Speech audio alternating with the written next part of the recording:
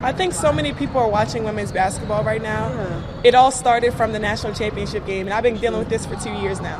And understanding, negative things have probably been said about me, but honestly, I'll take that because look where women's basketball is. People are talking about women's basketball, but you never would think that we'd be talking about women's basketball. People are pulling up to games. We got celebrities coming to games, sold out arenas, just because of one single game. And just looking at that, I'll take that role. I'll take the bad guy role, and I'll continue to take that on and be that for my teammates. And if I want to be that, and I know I'll go down in history, I'll look back in 20 years. What if I told you the biggest rivalry in women's basketball is completely fabricated? What if everything you've been watching, every headline, every post-game interview was carefully orchestrated? Keep watching, because what I'm about to show you will change how you see the WNBA forever. Hey everyone, welcome back to the channel. If you're new here, hit that subscribe button because we dive deep into the stories the mainstream sports media won't touch. Today we're talking about Angel Reese and Caitlin Clark, two names that have dominated basketball conversations for the past 2 years, bitter rivals. Or at least, that's the narrative. Let's rewind to March 2023, LSU versus Iowa, national championship game. Angel Reese doing the "you can't see me" gesture, Caitlin Clark on the other end, visibly frustrated. That moment, that single moment created a narrative that's been fed to us non-stop ever since. The media ran with it, sports analysts dissected it, social media exploded. And just like that, the WNBA had something they'd been desperately searching for, a rivalry that could carry the entire league. Think about it. Every press conference after that game, every draft interview, every time these two players stepped on the court, the cameras were ready. The questions were loaded, the storylines were already written before the games even started. Caitlin, how do you feel about Angel? Angel, what do you think about facing Caitlin again? Over and over. Manufacturing drama where there might not even be any drama. The league turned them into characters. Caitlin became the golden girl, classy, fundamentally sound, the right way to play. Angel became the villain, confident, unapologetic, too much attitude for some people's comfort. But here's the truth bomb nobody wants to acknowledge. This entire narrative benefits one entity. Not Caitlin, not Angel, the WNBA. Because while we've been arguing in comment sections about who's better, while we've been buying jerseys to support our side, while we've been driving engagement and clicks and views, the league has been cashing checks that neither of these players will ever see. The enemy of my enemy is my friend. And the WNBA? They just became the common enemy. Now let's get into the numbers.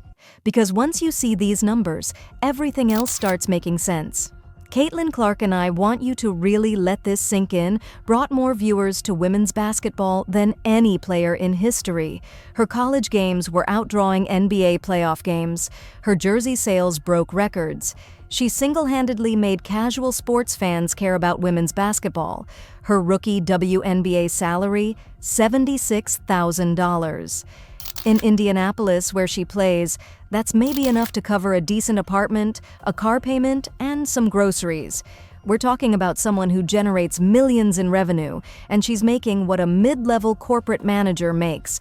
Angel Reese's situation? Identical. She's pulling sellout crowds in Chicago. Her social media presence drives more engagement than half the league combined. Brands are fighting to work with her.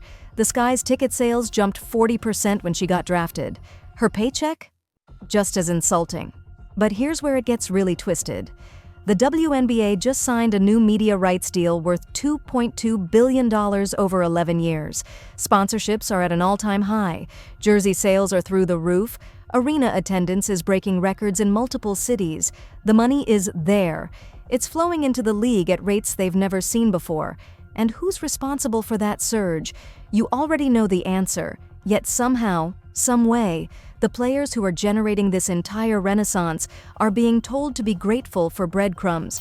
They're being told that the league is still growing and they need to be patient. Patient? They've been patient. They've watched male athletes in less popular sports make more money than them. They've seen colleagues sign overseas contracts that pay triple what the WNBA offers. They've been patient while the league profits off their names, their images, their rivalry. Reports are starting to leak, and these aren't just rumors. These are conversations happening behind closed doors that both Caitlyn and Angel are beyond frustrated. They're talking to their agents, they're looking at their contracts, they're doing the math, and the math isn't mathing. Sources close to both camps suggest they've had private conversations about the state of the league. Nothing official, nothing on the record, but two competitors who supposedly can't stand each other? Finding common ground in their exploitation? That's when the narrative starts to crack. That's when you realize the beef was never real. It was just marketing, a tool to keep US distracted while they made money off both of them. What happens when the two people everyone thinks are enemies realize they're actually victims of the same system? What happens when they look at each other and say, "Why are we fighting when they're the ones taking advantage of both of us?" That's when everything changes. Enter Unrivaled. And this is where the story goes from frustrating to absolutely nuclear. For those who don't know, Unrivaled is a new 3-on-3 women's basketball league launching soon. But this isn't just another startup trying to compete with the WNBA. This is different. This is backed by serious money, serious infrastructure, and serious players. The league was co-founded by Breanna Stewart and Nafisa Collier, two WNBA champions, who got tired of waiting for change. They looked at the system, realized it was broken, and decided to build something better. Here's what Unrivaled is offering: salaries that start at a minimum of $200,000, equity ownership for players, revenue sharing, full benefits, and here's the kicker: no overseas play required during the off-season because players will actually be able to live off their salaries. Let that sink in. Players in the WNBA have to go play in Russia, Turkey, China during the WNBA offseason just to make ends meet. They're risking injuries, exhaustion, and being away from family for months just to earn what they're actually worth. Unrivaled is saying, "We'll pay you what you deserve. You can stay in the United States, and you'll own part of the league you're building." Now, Caitlin Clark's name has been circulating in these conversations for months. Insiders, and we're talking people with direct access to contract negotiations, say she's been in serious discussions with Unrivaled's founders, multiple meetings, legal teams reviewing options, financial projections being analyzed. She's not just casually interested, she's actively exploring her exit strategy. The WNBA knows this. They've tried to downplay it publicly, but internally, panic mode. Because if Caitlin Clark leaves, she takes the casual fans with her.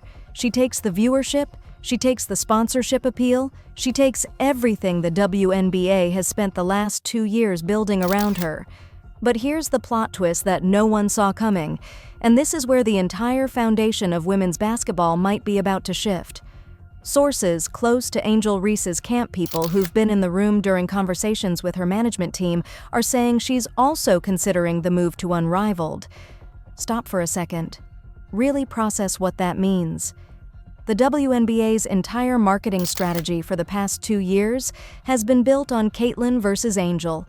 Every rivalry week promotion, every broadcast highlight package, every social media campaign, every playoff narrative, all of it relies on these two being in the WNBA, on opposite sides, creating drama that keeps fans engaged.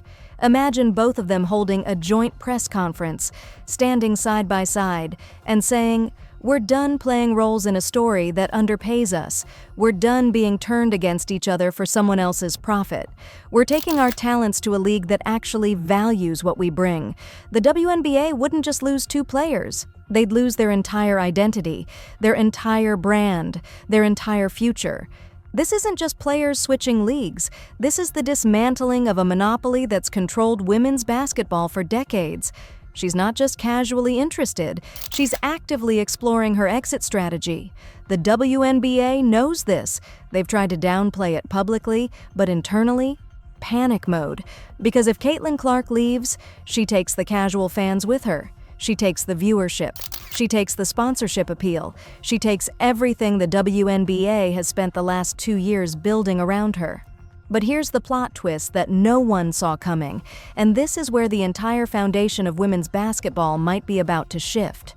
Sources close to Angel Reese's camp people who've been in the room during conversations with her management team are saying she's also considering the move to Unrivaled. Stop for a second. Really process what that means. The WNBA's entire marketing strategy for the past 2 years has been built on Caitlyn versus Angel. Every rivalry week promotion, every broadcast highlight package, every social media campaign, every playoff narrative. All of it relies on these two being in the WNBA, on opposite sides, creating drama that keeps fans engaged. Imagine both of them holding a joint press conference, standing side by side, and saying, "We're done playing roles in a story that underpays us. We're done being turned against each other for someone else's profit. We're taking our talents to a league that actually values what we bring." The WNBA wouldn't just lose 2 players, they'd lose their entire identity, their entire brand, their entire future. This isn't just players switching leagues. This is the dismantling of a monopoly that's controlled women's basketball for decades. Let's game this out. Let's talk about what happens after they make the jump. 4 straight finals matchups. Physical games, heated moments, social media warfare between their fan bases. Now, they're playing together on Team USA. They respect each other's games publicly.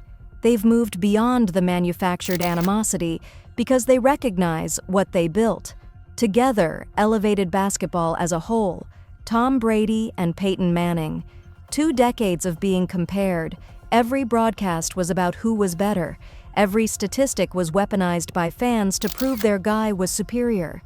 Behind the scenes, mutual respect, private conversations, an understanding that they were both navigating the same pressures, the same expectations, the same exploitation by a league that made billions off their rivalry.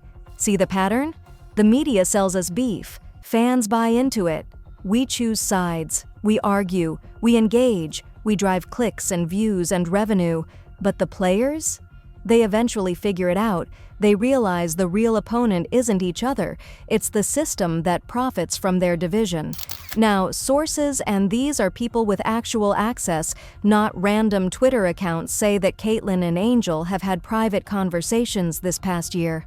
Nothing dramatic. Nothing that would make headlines. Just 2 young women in their early 20s realizing they're in the same impossible situation.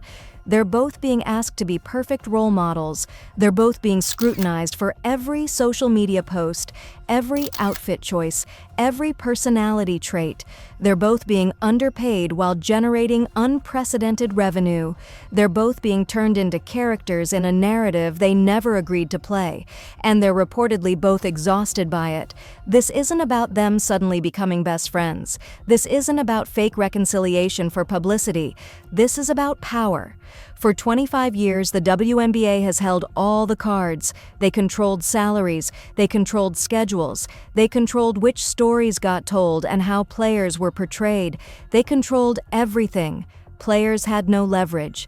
If you wanted to play professional basketball in America, you played in the WNBA under their terms. You took what they offered. You smiled for the cameras. You did the media tours. And you hoped that maybe someday the league would pay you what you were worth. But Caitlyn and Angel, they're different. They have options now. They have leverage. They have social media platforms with millions of followers. They have endorsement deals that pay more than their WNBA salaries. They have the ability to walk away and still be successful. And most importantly, they have each other. Whether they like each other personally or not, they can recognize that together they have the power to change women's basketball forever. If they unite, even if it's purely strategic, purely business, they shift the power dynamic completely. The league can't control them anymore. The media can't manufacture narratives around them anymore. The WNBA becomes dependent on them instead of the other way around. That's real power. That's the kind of move that changes entire industries. And all the signs are pointing toward it happening sooner rather than later. So here's the question that you need to sit with for a minute. If Caitlin Clark and Angel Reese announce tomorrow that they're leaving the WNBA to join Unrivaled, possibly even on the same team, would you follow them? Would you watch? Be honest with yourself. Are you loyal to the WNBA as an institution? Or are you loyal to the players who make the game worth watching? Because I think we all know the answer. Fans follow star power. They follow compelling storylines. They follow authenticity. And right now, the most authentic storyline in women's basketball might be two supposedly bitter rivals recognizing they've been used as pawns in someone else's business strategy. Think about what a team with both of them would represent. It wouldn't just be about basketball talent, though. That would be incredible to watch. It would be a statement. A declaration that players aren't going to accept exploitation anymore just because that's how it's always been. Young girls watching would learn that you don't have to accept unfair treatment just to live your dream. They'd see that solidarity is more powerful than manufactured conflict. They'd understand that knowing your worth means being willing to walk away from situations that don't value you properly.